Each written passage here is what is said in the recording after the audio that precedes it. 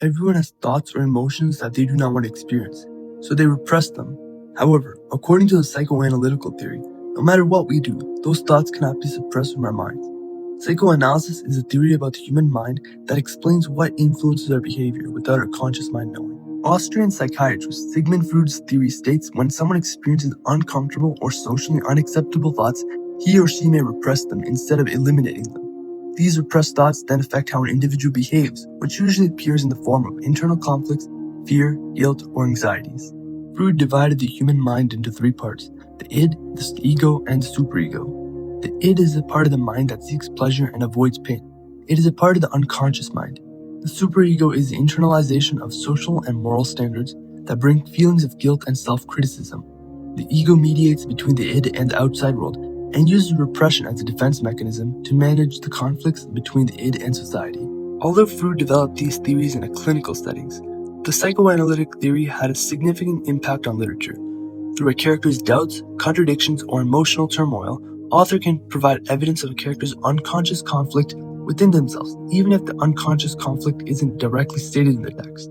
In this video, I will analyze 1984 by George Orwell, Hamlet by William Shakespeare, and Son of Elsewhere by Element Abdel Mahmoud through a psychoanalytic lens to demonstrate how repression affects one's behavior and emotions. The year is 1984, England, now called Airstrip 1, which is a part of a bigger state of Oceania. Our protagonist, Winston Smith, lives in this dystopian society where the party controls everything. The party sees all through the telescreens, which depict a figure called Big Brother. The party can surveil the citizens to prevent thought crime. This is demonstrated in the quote, "Big Brother's watching." This is the party slogan, which can be found on propaganda posters across the city. The quote isn't just a warning to citizens of Airstrip 1. It's a way to captivate readers with what the book's about, a glimpse of what society is like. Readers can interpret Winston through a psychoanalytic perspective. His conscious mind knows not to commit thought crimes, but his unconscious mind reveals his true rebellious self, as seen when he writes "down with Big Brother" multiple times in his diary. Orwell warns readers about the dangers of a totalitarian government. Big Brother, the omnipresent being whose citizens are forced to follow, alludes to the leader of the Soviet Union, Joseph Stalin. Orwell emphasizes this notion by incorporating many features of Joseph Stalin and his government, from his cult of personality, the manipulation of truth in history, and surveillance. This quote also demonstrates Winston's three minds at play.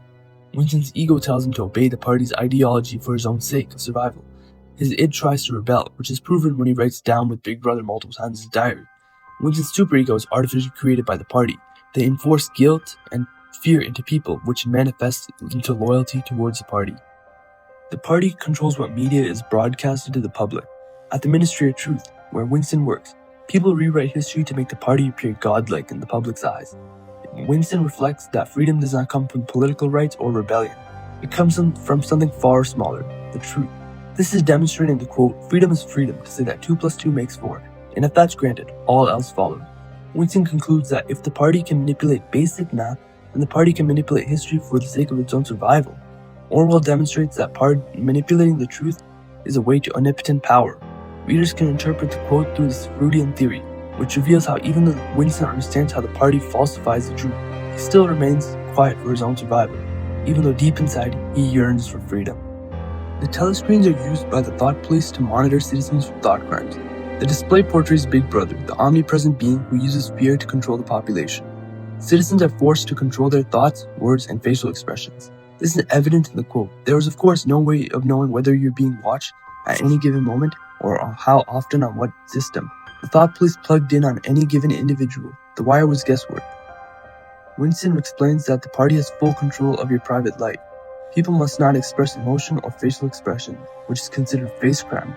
This becomes a challenge for Winston when he encounters the dark-haired girl. His id tries to commit face crime.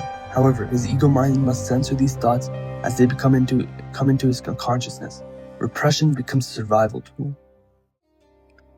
Hamlet by William Shakespeare takes place in Elsinore Castle in Denmark. Our protagonist, Hamlet, grieves the loss of his father, King Hamlet. Soon, Hamlet's mother, Gertrude, marries Claudius, his uncle, just 2 months after his father's death. Grief-stricken Hamlet does not take this too lightly.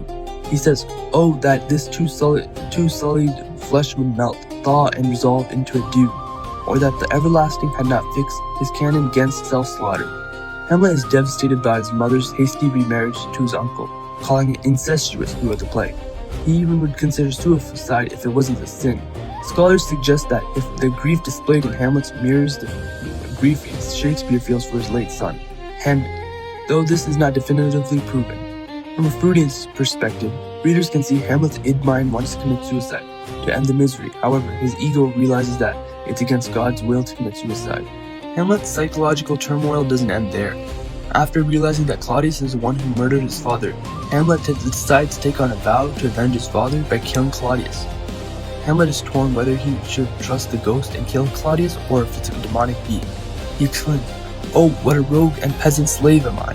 This quote suggests Hamlet's id wants to take revenge and avenge his father. However, his ego mind believes that the ghost he sees is a figment of his imagination that is formed from his melancholy. On the surface, Hamlet feels grief and anger, and his desire for justice, the driving force to kill Claudius. However, inside, Hamlet feels tremendous guilt and fear, and insults himself as a form of repression against his id. During the famous "to be or not to be" soliloquy, Hamlet questions whether it's nobler to endure the suffering or end it with suicide. He says, "Thus, conscience does make cowards of all of us." From a Freudian perspective, readers interpret his lack of motivation to kill Claudius as a form of repression. Hamlet contemplates death as a way to escape from suffering. However, his wish is repressed by fear and his mortality. His ego also makes him more rational about whether Claudius is really the murderer or not.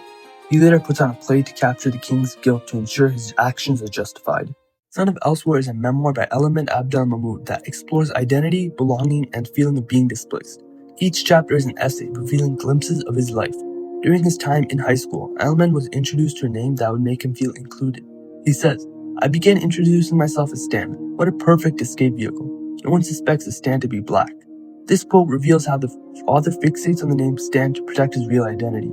Element believes this is the only whiteness he manifests in his blackness.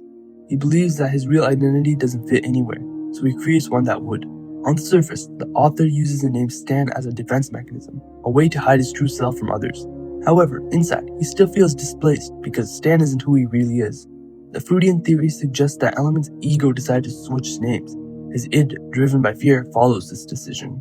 While Element experiences personal conflicts, he also experiences societal discrimination. Element addresses how people with power frequently place blame on the colored minority. He says, "It is often the brown and black bodies that bear the cost of America's assertion of strength. We are the canvas of brutality." This quote suggests that the people in power discriminate against people of color and often exercise this power. Through the Freudian mind, the readers interpret the element's conscious mind comes from the realization of how society treats him. However, at an unconscious level, he feels dehumanized and fears how society perceives him. The author uses this metaphor, "we are the canvas of brutality," as a way to show readers that the pain inflicted on colored people is absorbed both physically and psychologically. While changing his name to Stan, Element faces a new way for people to discriminate against him. He states, "There's a name for this. You're an Oreo, black on the outside, white on the inside." Element explains how he can connect with any older white people because he listens to the same music they do. However, society perceives this as being an Oreo. From a human being to being reduced to a simple stereotype can cause psychological turmoil. At a conscious level, Element enjoys being called white. He considers it a compliment. However, at an unconscious level, he is forced to do so to fit in. The word Oreo has a hidden meaning. Reducing a human being to a simplified image shows how language can psychologically shape how people see themselves. Analyzing 1984, Hamlet, and Son of Elsewhere through the psychoanalysis theory demonstrates how repression isn't just a way our ego censors information into our unconscious minds. Whether caused by political control, moral conflict, or social pressure, repression doesn't eliminate inner conflicts. It causes fear, guilt, or anxieties, proving that the most powerful inner conflicts in literature happens in the human mind.